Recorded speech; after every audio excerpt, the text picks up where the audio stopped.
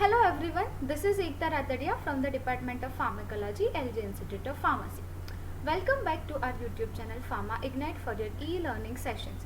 So today in the second session of pharmacy practice, I would be discussing about the basics of drug information services. So let's begin with the session.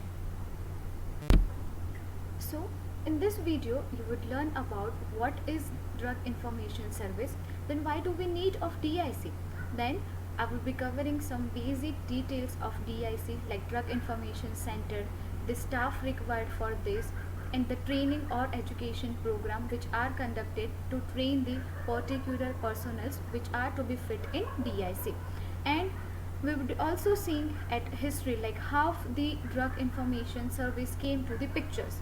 Then the sources of information. There are various sources which are collected on the basis of observation and some practical approaches. So drug information center or services, they do have an important role and they do have some different place in pharmacy as they are very critical and they keeps us the updating for the current knowledge of any new drug approvals. So the knowledge of facts through the study or reading or via any practical experience on any chemical substance that is being used in the diagnosis, prevention or any treatment of diseases, or else it covers all the type of informations including objective and subjective information as well as gathered by any observation or by any real or practical approaches or practical experiences.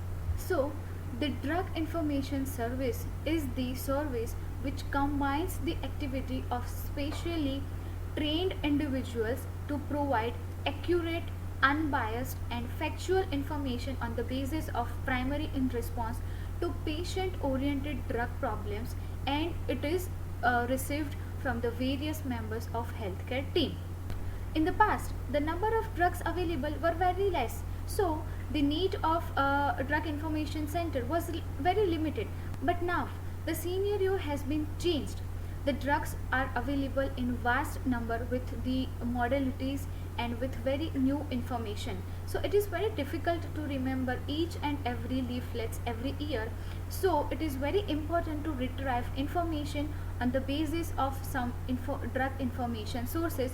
So a clinical pharmacist is professionally trained and legally competent to provide the drug information, which is also a key of unbiased drug information and lack of time, which are some basic concepts of rational use of drugs. So the drug information, it is also called as medication information or drug informatics.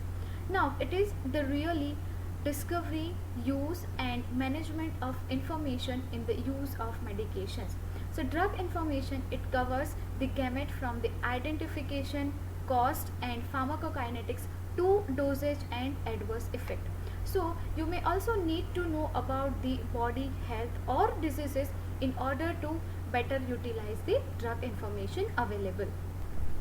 The DIC, it covers the broad range of activities such as adverse drug reactions, the side effects of any drug, then the alternative medicines to the prescribed regimen, compounding of drugs, contraindication, and drug dosage and administration including the availability of drug, and it also covers the section of pharmacovigilance.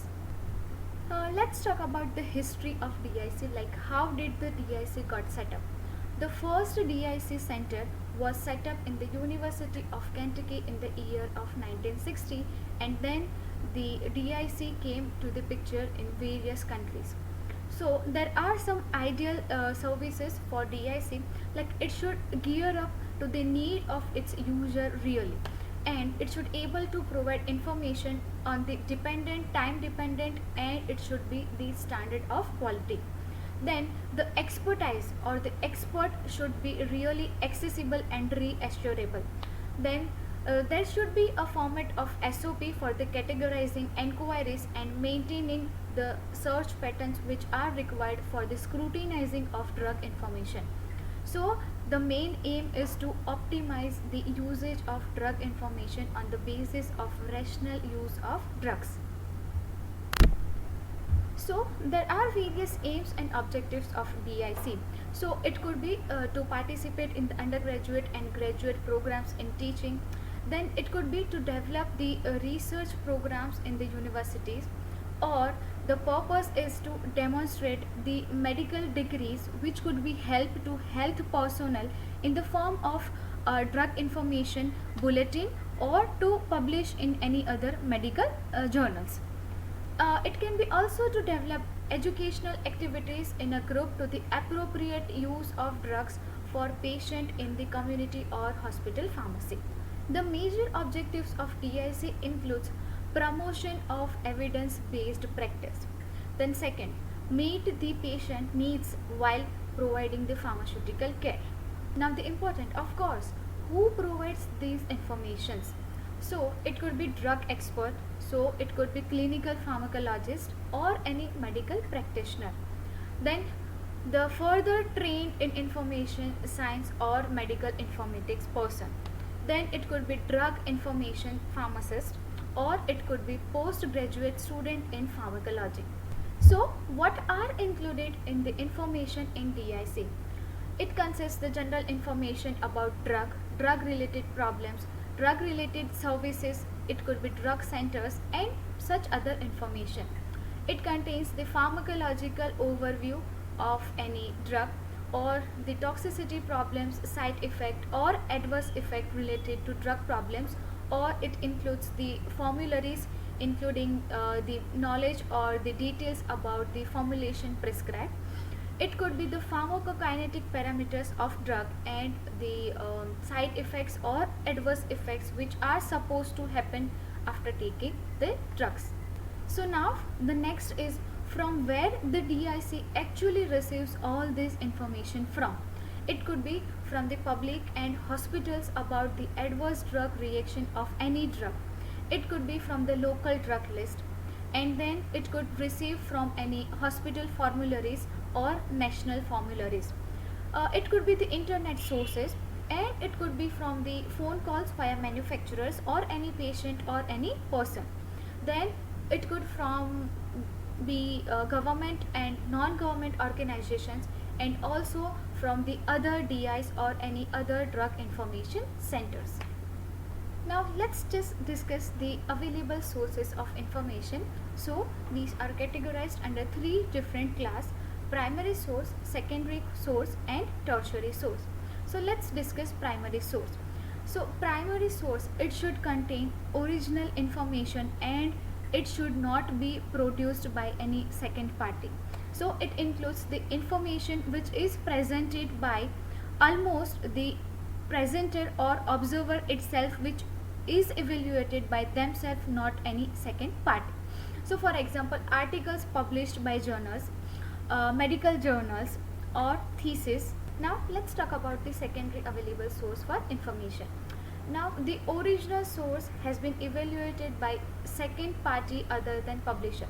So it includes the reviewing, indexing or abstracting the original information. So it includes databases such as Medline, PubMed, Scopus journals and review articles, and it also includes the National Library for Medicine Gateway and etc. Now the tertiary source. It includes the information from the primary and secondary sources in and rearranged form in a manner to present something in a composite form for the available information. So it includes the pharmacopoeias, for example US pharmacopoeia or IP, or it includes some dictionaries or any guides. Now let's talk about the information available in DIC. So what do it actually contains? Now let's talk about the services offered by DIC. So it usually contains information about any drug. Then it also contains the reporting and investigation of ADR, meaning adverse drug reaction, like who should report, how to report, and what are the components of reporting to, and to whom should we report. It may include some publication including poison management information. Then it also contains patient education services, training and the staff management. Then it also includes the professional assistant for the investigation of new drug usage. and it also contains the drug related information for hospital staff and community pharmacy. Now there is a term which is known as DIC, meaning Drug Information Centers. Now drug information center in general, they are the service providers who provides the drug information services or informations related to the therapies, pharmacoeconomic data, education and research activities or the programs going on for the drug information services. Now, they provide unbiased information to any healthcare professional or to patient or any consumers. Now, many centers are known to provide or known to conduct the workshops or in the training in other form to enhance or to improve the skills for healthcare professionals. Now, these drug information centers, they are usually unitedly located within or itself in the organization, or they might be affiliated to some larger organization, for example pharmaceutical association or in a hospital. Now let's talk about the staffing of DIC. So usually a pharmacist who is responsible for providing the drug information services, or specialist with the proper knowledge of drug and the actions associated with it to certain academic degrees. Then it could be any pharmacy technician or students. So they do assist pharmacists in providing drug information services updated like literature searching or retrieval of some data or resourcing the updates for the current or new available drugs. It also includes the people, those who are trained in library sciences with computer knowledge. They are the supporting staffs in the DIC for their own expertises. The centers, they should have some defined timelines for working hours, for example 24 hours, and they should have adequate and proper technological resources, for example computer facilities, phone lines for the continue updated information or for the retrieving of information. So they need a proper computer based system. These drug information centers, they should have a latest publication, and ideally it should be published in a newsletter or any other information updates including magazines, medical journals, proceedings or any other leaflets. Now let's talk about the role and responsibilities of pharmacists for the drug information centers and to provide drug information. So pharmacist must be a part of DIC and should be ready to go on at all the time to provide information. Now, the drug information pharmacist is at a phase where there should be a vast amount of knowledge on the on site and the person needing the knowledge on other side. So, the pharmacist should provide knowledge or information irrespective of the informer's status but accordingly with the informer's status. Now let's just discuss about the other available sources for drug information. So it includes health sciences libraries such as pharmacology and drug information resources, drug interaction resources, medical and pharmacy therapeutic resources, and informations on drug side effects. Then the next is a drug information on the internet sources such as US FDA, which is US Food and Drug Administration, then national guidelines on clearinghouse. Then it also includes some larger organizations and pharmaceutical companies where you can get the detail of available new drug products. Then there are also available computerized service, means the informations are stored by the organizations in the computer to serve the need of developed as well as developing countries for the cooperative basis, as these are established to store and record the information and to retrieve it when there is a need of exchange of information among scientists in various countries. So there are some softwares, for example CancerLit, it includes the literature survey of cancer. Then Catline, it is catalog online. And then some other includes Toxiline, which includes the toxicological information about any drug, or toxicological information center. Then Serials Online. So these are some softwares which are available for the computerized services. And here are some clinically useful newsletters from where you can get the details of drug information. So it includes the FDA medical bulletins, the various available medical letters, then the MMWR, it's morbidity and mortality weekly report. Then it also includes the bulletins or proceedings from the government agencies and the larger organizations, including government bodies, regulatory bodies of any particular country. Then it also includes the pharmaceutical companies or any larger hospital organizations. Now let's learn about the role of pharmacist in fetching the information.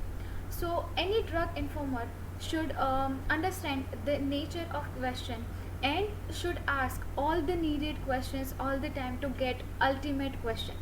Then most of the specialists today, they use the modified system approach, which are designed by some particular organizations. So there are some certain steps which need to be performed for the gathering of information. So step 1 is secure the demographics of the requester.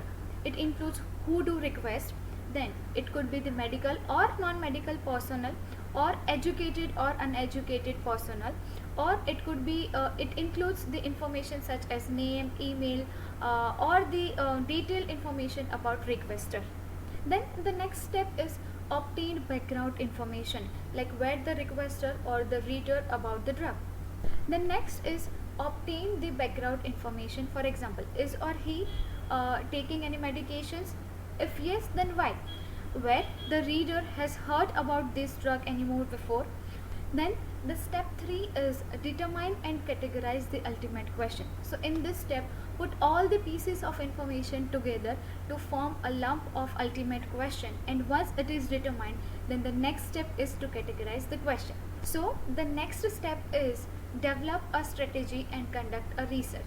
Now after being development of strategies in the form of any algorithm, there are some essential components including primary, secondary and tertiary literature.